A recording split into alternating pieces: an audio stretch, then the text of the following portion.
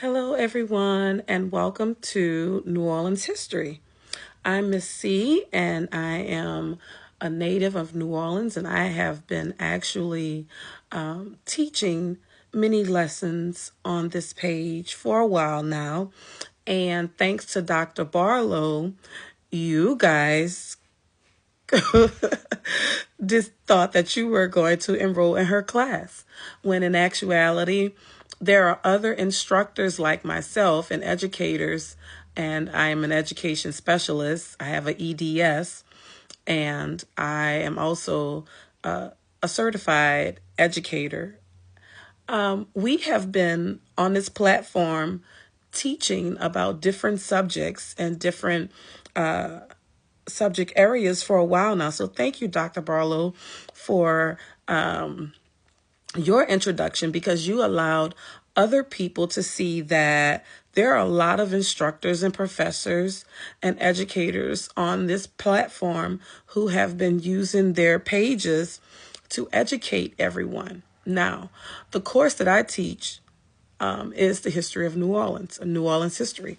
I actually taught that as a high school course about the history of New Orleans.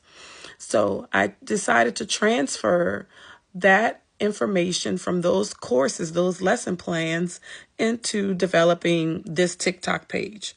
So the first lesson is going to be on coffee in New Orleans and its history. Nicaud or Nicaud is what we consider the grande dame of the coffee world. In the later decades of the 19th century or the 1800s, this information is courtesy of the research done by the Historic New Orleans Collection, and also this past summer, I spent a 3-day weekend at the Louisiana History Association's convention. It was down here in New Orleans. So at the Louisiana History Association, a few research papers were presented, and one was by the woman named Rose Nicaud. I may be pronouncing her last name wrong, so forgive me. In the later decades of the 19th century, when visitors came to the French market in New Orleans, they were drawn to the aroma of roasting coffee. And you guys know that early in the morning, our grandmothers, great-grandmothers, and even mothers and fathers, the first thing they do is get them a cup of coffee. And if you're a native, you know the best coffee you drank was community coffee. Some people drank Folgers, but growing up, my grandmother lived in the Lafitte housing project. We had community coffee first thing in the morning. Before she did grits and eggs, she had her stronger cup, and I had my smaller cup that had more cream than coffee. But back to the article, we can thank Miss Rose for kickstarting what we now have as a New Orleans tradition, and that's coffee.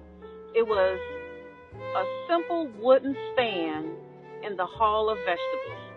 According to this article, this research, there, patrons of all races, classes, and nationalities would sip cafe au lait and chat as they passed their compliments and payments to the stand's famed proprietor, Rose Nicaud.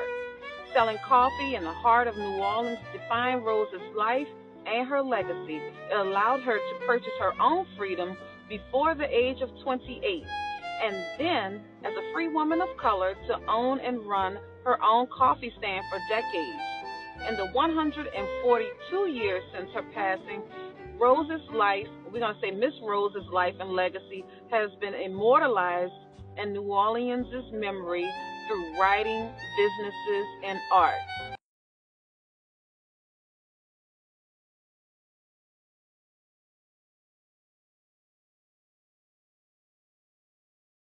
Thank you for listening to Lesson 1 about Miss Rose Nicaud.